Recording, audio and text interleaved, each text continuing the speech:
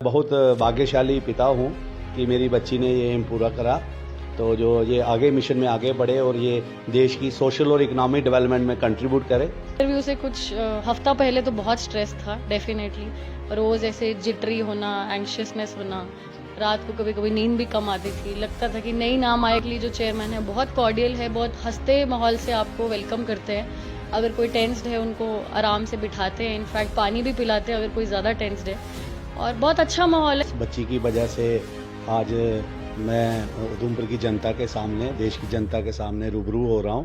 तो वो लड़का हो या लड़की हो कि मेहनत करने से सब कुछ पाया जा सकता है, मगर उसके लिए बट यूपीएससी में 2 से 3 प्रीलिम्स अटेम्प्ट में मुझे नाकामयाबी मिली। मैं उसमें नहीं, मैंने सोचा कि मैं कोचिंग लूँगी। मैं गई 1 महीना दिल्ली, बट मुझे वहाँ जाके लगा कि शायद यहाँ पे मेरा रहना थोड़ा मुश्किल हो जाएगा, काफ़ी महंगा है दिल्ली। मेरे लिए तो एक रिलीफ है कि मुझे दोबारा एग्ज़ाम में नहीं बैठना है। खबर जम्मू कश्मीर देखने वाले सभी दर्शकों का हार्दिक स्वागत है। मैं हूं विकास। कल देर रात ही Jammu Kashmir public service commission का जो रिज़ल्ट है वो डिक्लेयर हुआ है, और हमारे उधमपुर की बेटी जिन्होंने उधमपुर की आन वान और शान को जो है वो बढ़ाया है, हम सब उधमपुर वासियों का जो है मस्तक जो है वो ऊंचा किया है, उनका नाम है मिस श्रेया सलाथिया। आपको बताते चलें, इन्होंने भी जो है 52 रैंक लेकर जो है वो Jammu Kashmir public service commission यानी JKPSC जो है इन्होंने क्लियर किया है। इनसे विस्तार से जानेंगे कि हमारे जो जम्मू कश्मीर का टफेस्ट एग्ज़ाम है वो JKPSC का रहता है। इनसे जानेंगे, इनके परिवार से भी जानेंगे कि कितना जो संघर्ष था, जिसका जो रिज़ल्ट है, जिसका जो परिणाम है वो आज देखने को मिला। और आपको ये भी बताते चलें कि श्रेया जो है, जो उनके पापा हैं वो प्रिंसिपल हैं, अभी वर्तमान में जो है वो प्रिंसिपल हैं शहीद कैप्टन तुषार महाजन गर्ल्स हायर सेकेंडरी उधमपुर के। विस्तार से जानेंगे कि इस बड़ी सफलता के पीछे कौन कौन सी ऐसी टिप्स हैं, और जो आने वाले एस्पिरेंट्स हैं जो भी JKPSC या UPSC का सपना देखते हैं उसको किस तरह से साकार कर सकते हैं, विस्तार में जो है वो श्रेया जी से जानेंगे। जी, सबसे पहले मैम आपको बहुत बहुत मुबारक हो। थैंक यू, बहुत बहुत शुक्रिया आप सबका। जी, तो थैंक यू। सपना जो साकार हुआ है, अभी दूसरी अटेम्प्ट में जो है आपने JKPSC क्लियर किया है, कैसा फील हो रहा है? मुझे लगता है कि अपने से ज़्यादा जब आप इतना लंबे टाइम तक हार्डवर्क कर लेते हो तो शायद आपसे ज़्यादा आपके अपनों की ज़्यादा खुशी होती है। तो मेरे टीचर्स, मेरे पेरेंट्स, मेरे फ्रेंड्स वो ज़्यादा खुश है। मेरे लिए तो एक रिलीफ है कि मुझे दोबारा एग्ज़ाम में नहीं बैठना है। मगर इतनी लंबी जर्नी में तो मुझे लगता है कि एक तरीके से आपको आदत हो जाती है कि आप स्टूडेंट है, तो अभी इतना जल्दी तो नहीं फील हो पा रहा है कि क्या अभी रिस्पॉन्सिबिलिटीज़ आने वाली हैं। एग्जैक्टली। तो कहा जाता है कि ये बहुत टफेस्ट एग्ज़ाम रहता है, तो किस तरह की स्ट्रैटेजी रहती थी आपकी जो स्टडीज़ को लेकर? तो मैं 2018 में पास्ड आउट हुई थी। मैं पंजाब यूनिवर्सिटी से MCM DAV कॉलेज से मैंने पब्लिक एडमिनिस्ट्रेशन में जो है बैचलर्स ऑफ आर्ट्स ऑनर्स करी है। उसके बाद मैंने सोचा कि मैं कोचिंग लूँगी। मैं गई 1 महीना दिल्ली, बट मुझे वहाँ जाके लगा कि शायद यहाँ पे मेरा रहना थोड़ा मुश्किल हो जाएगा, काफ़ी महंगा है दिल्ली, वहाँ पे किराया बहुत ज़्यादा है महीने का रहने का। तो मैंने उस टाइम डिसीजन लिया कि मैं घर आऊँ, और उसके बाद से मैं घर पे तैयारी कर रही हूँ, सेल्फ स्टडीज़ ही कर रही हूँ। और अब काफ़ी टाइम हो गया है। अब टफ़ तो ये एग्ज़ाम है ही है, मगर इससे पहले मैं इनिशियली जो मैं कहूँगी, मैं UPSC की तैयारी करना मैंने शुरू करी। बट UPSC में 2 से 3 प्रीलिम्स अटेम्प्ट में मुझे नाकामयाबी मिली। मैं उसमें नहीं क्लियर कर पाई प्रीलिम्स। बट मुझे लगता है कि वो जो मैंने मेहनत करी थी इतनी देर, 3-4 साल, उसके बाद इवेंचुअली जो है 2021 में जो मेरा स्टेट का प्रीलिम्स जो है मेरा क्लियर हुआ, और उसके बाद मैंने मेंस दिया। पहली अटेम्प्ट में इंटरव्यू दिया, बट कुछ हालातों की वजह से, कुछ 10-15 नंबर की वजह से मैं लिस्ट से बाहर रह गई। बट उसके कुछ मैं कहूँगी महीने के अंदर ही मेरा दूसरा मेंस था, क्योंकि सेकेंड अटेम्प्ट का प्रीलिम्स जो था हमारे मेंस रिजल्ट से पहले ही हो गया था। और बस ये पिछले 6 महीने नहीं पता चले, तो मुझे लगता है ऐसे ही पिछले 4-5 साल नहीं पता चले। मेहनत तो बहुत चाहिए, कंसिस्टेंसी चाहिए, लंबे टाइम की चाहिए। 1-2 साल की बात नहीं है, टाइम लगता है, पेशेंस लगती है, तो बस यही है। तो जब आपको रिज़ल्ट देखा आपने, पहले तो सिर्फ आप तक ये न्यूज़ पहुंची होगी कि JKPSC का रिज़ल्ट आ गया है, फिर कितनी नर्वसनेस थी और वो नर्वसनेस एक आपकी जो खुशी में किस तरह से कन्वर्ट, वो मोमेंट कैसा था मैम? मैं पिछली बार ऐसा हुआ था कि रिज़ल्ट का हमें पता नहीं था कि एक ही दिन में सेम डे आएगा। शाम को 7 बजे इंटरव्यूज़ हुए थे, रात को 12:30 रिज़ल्ट आया था। तो तब शायद अनअवेयरनेस थी तो बेटर था, स्ट्रेस कम होता है, पता नहीं है कब आना है रिज़ल्ट। बट इस बार हमें पता था कि 22 को आखिरी इंटरव्यू है। मेरा इस बार इंटरव्यू 13 जुलाई को ही ख़त्म हो गया था। अब उसके बाद मैं कहूँगी कि पहले इंटरव्यू से कुछ हफ्ता पहले तो बहुत स्ट्रेस था डेफिनेटली। रोज़ ऐसे जिटरी होना, एंग्शियसनेस होना, रात को कभी कभी नींद भी कम आती थी। लगता था कि नहीं नाम आएगा दोबारा से लिस्ट में, तो फिर अब क्या दोबारा प्रीलिम्स देना पड़ेगा। बट फिर मुझे लगता है कि यही है कि इवेंचुअली जो मोमेंट पे जब रिज़ल्ट आया तो मैं शायद मैं दोपहर को सो गई थी। सब कह रहे थे कि 6-7 बजे तक रिज़ल्ट आ जाएगा, तो मैं सो गई और जब मैं उठी तो मैं काम स्टेट में थी, काफ़ी न्यूट्रल। और इनफैक्ट जब रिज़ल्ट आया तो मैं बहुत कोई उछली नहीं कि अरे बहुत खुशी हुई, ऐसा नहीं। मतलब एक बस काम और सेटल्ड हाँ फीलिंग थी कि चलो हो गया है, तो बस यही था। बाकियों की खुशी मेरे पिताश्री, मेरी माताश्री, मेरा भाई, दोस्त और मेरे एक दोस्त ने मुझे बताया कि अरे लिस्ट आ चुकी है, तुम्हारा 52nd रैंक है। तो मुझे लगा कि अरे तुमने पहली एनेक्सर ए देख लिया होगा क्योंकि 2 लिस्ट होती हैं। बट जब देखा तो वो बिलीव होने में थोड़ा 5-10 मिनट लगा। अभी भी मैं कहूँगी अभी भी नहीं पता लग रहा है कि इतना प्रेस्टिजियस एग्ज़ाम क्वालिफाई कर दिया है। तो श्रेया के माताजी से भी जानेंगे कि बेटी जो है कितना एक डेडिकेशन के साथ, कितना कंसिस्टेंसी के साथ और कितना हार्ड वर्क के साथ स्मार्ट वर्क जो है इनका रहता था। जी आपको भी बहुत बहुत मुबारक है मैम। सबसे पहले आपको जो आप तक हमारी बात सबके सामने पहुंची, तो बड़े दिनों से इंतज़ार था, समझ लो बचपन से काफ़ी होनहार है, मतलब ऑलराउंडर है। तो सबसे पहले कि मैं आपको बताना चाहती हूँ कि मैं भी एक टीचर हूँ एजुकेशन डिपार्टमेंट से। और सबसे पहले मैंने बच्चों को इनको यही सिखाया है कि कंफर्ट जोन से बाहर निकले, हार्ड वर्क करो, मेहनत करो।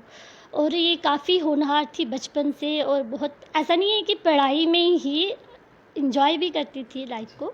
मैं संदेश देना चाहती हूँ सभी बच्चों को, चाहे वो लड़का हो या लड़की हो, कि मेहनत करने से सब कुछ पाया जा सकता है, मगर उसके लिए पेशेंस भी रखना बहुत ज़रूरी है।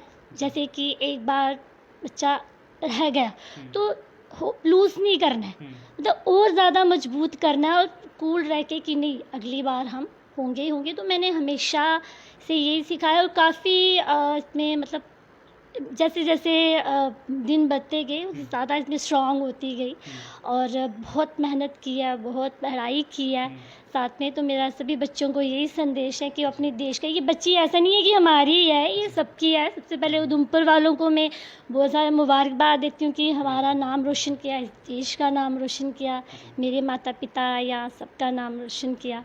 तो सबसे पहले सबको बहुत बहुत बधाई। जी बहुत बहुत मुबारक आपको। आप सबको।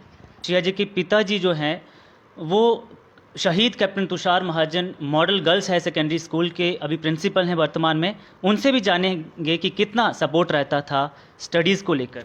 जी आपको भी बहुत बहुत मुबारक है sir. Thank you Vikas ji, thank you, बहुत शुक्रिया। तो आप आए आज यहाँ पे, तो इस बच्ची की वजह से आज मैं उधमपुर की जनता के सामने, देश की जनता के सामने रूबरू हो रहा हूँ। तो मैं तहे दिल से शुक्रगुजार हूँ। ये बच्ची शुरू से ही बड़ी होनहार थी। इसकी जो इनिशियल स्कूलिंग हुई है वो APS से पढ़ी हुई है। तो इसने +2 जो है वो KC पब्लिक स्कूल से करी है। तो ग्रेजुएशन इसने ऑनर्स जो है वो चंडीगढ़ से करी थी, MCM DAV कॉलेज से। शुरू ही से बहुत शाइनिंग थी। तो +2 तक इसने साइंस सब्जेक्ट्स पढ़े थे। तो उसके बाद मैं इसको मोटिवेट करता था कि सबसे बढ़िया अगर हमने फ़ाइट करनी है तो आप क्यों ना सिविल सर्विसेज के लिए फ़ाइट करो। तो इसके मन में कहीं से बैठ गया, तो इसने ठान लिया। तो जब एक बार बच्चा कमिटमेंट कर ले तो वो मेरे ख्याल में दुनिया की कोई ताकत है उसको उस एम से पीछे नहीं हटा सकती। तो हमने इसको परस्यू किया। जहाँ जहाँ ये सिर्फ पढ़ाई के फील्ड में ही नहीं आगे थी, ये कल्चर में, डांसिंग में, हर चीज़ में आगे थी। तो इसको बड़ा ज़्यादा एक्सपोजर मिला जब ये चंडीगढ़ में पढ़ी। तो इसने पिछले 2021 वाले बैच में ये केएस का दिया, लगभग ये मतलब सेलेक्ट हो चुकी थी, तो थोड़ा लक फैक्टर भी होता है, तो इस बार इसको दोबारा बैठना पड़ा। अभी टाइम कम था, लेकिन इसने 1 महीने के अंदर ही, जैसे जनवरी में रिज़ल्ट आया था 2021 वालों का, तो इसने फटाफट रिकैप्चर करके दोबारा एग्ज़ाम में बैठी और बोर स्ट्रेंथ के साथ। मैंने कोशिश यही करी कि इसको डीमोटिवेट ना होने दिया जाए। मैंने कहा बेटा कोई बात नहीं, बेटर लक नेक्स्ट टाइम, अब इस समय थोड़ा सा और जोर लगाओ, आप लगभग पहुंच गए हो। तो इसने वैसे ही करा, पूरा टारगेट अचीव करा। तो अभी जैसे इंटरव्यूज़ थे इसके, तो कश्मीर में इस बार सारे बच्चों को बुलाया गया, तो बारिशें इतनी थी कि रोड ब्लॉक हो गई, तो लेकिन एनीवे हमने इसको ऐसा मैनेज करा कि यहाँ से बाई एयर इसको 2 दिन पहले भेज दिया कि रिस्क क्यों लेना है। तो इंटरव्यू अच्छा हुआ, क्योंकि मेन डिपेंड करता है बच्चे की हार्ड वर्क के ऊपर। हम तो इसको टाइम टू टाइम जो इसको ज़रूरत है इसकी वो पूरी कर सकते हैं। तो ये दिन भर लगी रहती थी, तो लगभग दिन में कम से कम 8 से 10 घंटे ये लाइब्रेरी में बैठती थी। तो ये एग्ज़ाम जो है टफेस्ट एग्ज़ाम है सिविल सर्विसेज का, चाहे वो नेशनल लेवल का हो चाहे स्टेट लेवल का हो। तो उसमें अगर आप 10 से 12 घंटे स्टडी करोगे और प्लान तरीके से करोगे, तभी आप इसको एकम्प्लिश कर सकते हो। तो मैं बहुत भाग्यशाली पिता हूँ कि मेरी बच्ची ने ये एम पूरा करा, तो जो ये आगे मिशन में आगे बढ़े और ये देश की सोशल और इकोनॉमिक डेवलपमेंट में कंट्रीब्यूट करे और इससे भी आगे बढ़ के चढ़ के हिस्सा ले। Thank you very much. Thank you. खुशी है, फैमिली में एक जो खुशी है वो आपने खुद ही सुन ली होगी। अब जो एस्पिरेंट्स हैं, जो भी सिविल सर्वेंट्स बनना चाहते हैं, यूपीएससी हो या पीएससी हो, इसका सपना देखना जो देख रहे हैं, जो अभी कॉलेज में हैं, जो अभी स्कूल्स में हैं, और उनके लिए एक स्पेशल और एक ख़ास मैसेज जो है वो श्रिया जी से हम ज़रूर आप तक पहुंचाएंगे। जी श्रिया जी, जो एस्पिरेंट्स सिविल सर्वेंट बनना चाहते हैं उनके लिए क्या मैसेज देना चाहेंगे आप, कि स्टडीज़ को किस तरह से करें, परस्यू करें? सबसे पहले तो मैं कहूँगी कि आप लोग के लिए सबसे इम्पोर्टेंट है न्यूज़पेपर रीडिंग। वो सिर्फ आपकी एजुकेशन के लिए नहीं है, किसी कॉम्पिटिटिव एग्ज़ाम के लिए नहीं है। आप एक जागरूक नागरिक हैं अगर, तो उसके लिए एक इम्पॉर्टेंट पार्ट है कि आपके आगे पीछे क्या हो रहा है, आप अवेयर होने चाहिए। तो न्यूज़पेपर रीडिंग, कोई भी अच्छा नेशनल डेली अखबार आप पढ़ें, उससे आपका जो है आगे पीछे क्या हो रहा है, करंट अफेयर्स जो है आपका पहले से ही अच्छा एक बेस तैयार होगा। उसके अलावा मैं कॉलेज में ही फर्स्ट ईयर से न्यूज़पेपर पढ़ती थी, और मैं कहूँगी अब जैसे अलग अलग डाइवर्स फील्ड्स में जैसे बच्चे हैं वो ट्राई करना चाहते हैं, तो अगर कोई इंजीनियरिंग बैकग्राउंड में है या कोई मेडिकल बैकग्राउंड में है, मैं उनको तो पहले कहूँगी कि वो अपना एजुकेशन अच्छे से कंप्लीट करें, वो इंडिपेंडेंट बने, और फिर उसके बाद जो है वो साथ साथ एनसीईआरटीज़ वगैरह जो है इनिशियली पढ़ सकते हैं अपना बेस बनाने के लिए। एंड एक बार अगर वो सेल्फ इंडिपेंडेंट हो जाते हैं, देन आई थिंक आपके पास इनफ फेयर्स होते हैं कि आप इस एग्ज़ाम की तैयारी कर सको। और दूसरा मैं ये कहूँगी, जैसे मेरे फादर साहब ने कहा कि 8 से 10 घंटे लाइब्रेरी जाती थी, तो मैं ये मूवमेंट लेके ये भी मेंशन करना चाहती हूँ कि मैं 10 घंटे नहीं पूरा पढ़ रही होती थी। एवरेज ऑन एन एवरेज 6-7 घंटे, जब कोई एग्ज़ाम सर पे नहीं है। जब सर पे प्रीलिम्स मेंस होता था तो वो कम से कम 10-11 घंटे भी चला जाता था पढ़ाई। But at the same time आप अपना बाकी मेंटल हेल्थ के लिए आप अपनी फ़िज़िकल हेल्थ पे भी काम रखें। आप कहीं वॉक करने चले जाएं शाम को। अगर आप बाकी 1 घंटा 2 घंटा अपनी लाइफ में आप अपने लिए निकाल रहे हो, तो उससे आपकी पढ़ाई भी और प्रोडक्टिव होती है। तो आप अपनी हेल्थ पे भी ध्यान रखें। आपको जो चीज़ें पसंद है, 1 घंटा 2 घंटा आप बैठे, माँ बाप के साथ आपको बात करना अच्छा लगता है, वॉक करना, रनिंग करना, जिम जाना या कोई क्रिएटिव एक्टिविटी करना, आप करें वो। इससे आप लॉन्गर टर्म में, क्योंकि ये बहुत पेशेंस का ये एक महत्व एग्ज़ाम है। मुझे लगता है पढ़ाई तो इनिशियली 2-3 साल में ही आप कर लेते हैं, बट उसके अलावा जब शायद आपको 2-4 साल और इंतज़ार करना पड़ता है, तो आपकी पेशेंस है, आपका माइंडसेट है, मेंटल सेटअप कैसा है, वो एग्ज़ाम स्ट्रॉन्ग करता है। और आप ये जो है इन कुछ टिप्स से मुझे लगता है आप एक लंबे टाइम तक कंसिस्टेंसी मेंटेन कर सकते हो और इस एग्ज़ाम को क्लियर कर सकते हैं। जी, एक सवाल और पूछना चाहूँगा कि जो इंटरव्यू बोर्ड रहता है, प्रीलिम्स हो मेंस हो, ये तो चलो आपकी स्टडीज़ पे निर्भर करता है, इंटरव्यू बोर्ड कितना सपोर्टिव रहता है उसके बारे में ज़रा बताएंगे? मेरा जैसे पहला इंटरव्यू था दिसंबर 20 को 2022 में। मेरा लाइफ का वो पहला इंटरव्यू था। मैंने आज तक कभी फेस नहीं करा था कि मेरे सामने 5-6 लोग बैठेंगे तो मैं कैसे बात कर पाऊँगी। हालांकि मैं काफ़ी आउटस्पोकन आउटडोर पर्सन रही हूँ शुरुआत से, मगर होता है कि जब कुछ बहुत ज़्यादा लोग सामने हाई डिग्निटरी के बैठे तो आप थोड़ा हो जाते हैं, अपने आप को कम फील करने लगते हैं।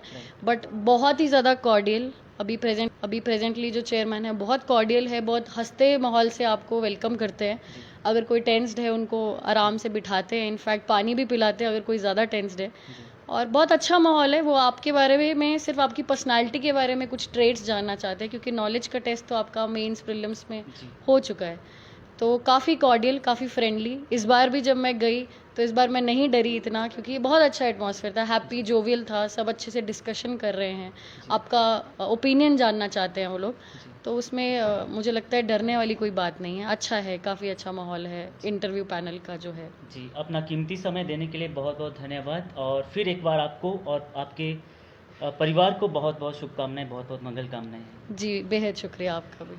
तो श्रेया जी थे हमारे साथ, जिन्होंने हाल ही में जो है JKPSC क्रैक किया है और 52nd रैंक जो है हासिल करके उधमपुर डिस्ट्रिक्ट का नाम जो है वो रोशन किया है।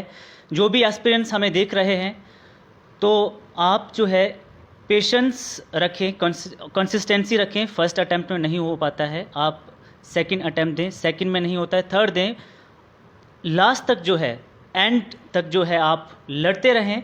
और पूरा जिस तरह से श्रेया जी ने बताया कि आप जो है कितनी पेशेंस से आपके अंदर कितनी कंसिस्टेंसी है, ये इस चीज़ का भी एग्ज़ाम होता है। तो आप भी श्रेया जी ने जो टिप्स बताए हैं उनके ऊपर चलें और अपना जो सपना है वो साकार कर सकते हैं। बने रहिए खबर जम्मू कश्मीर के साथ। नमस्कार।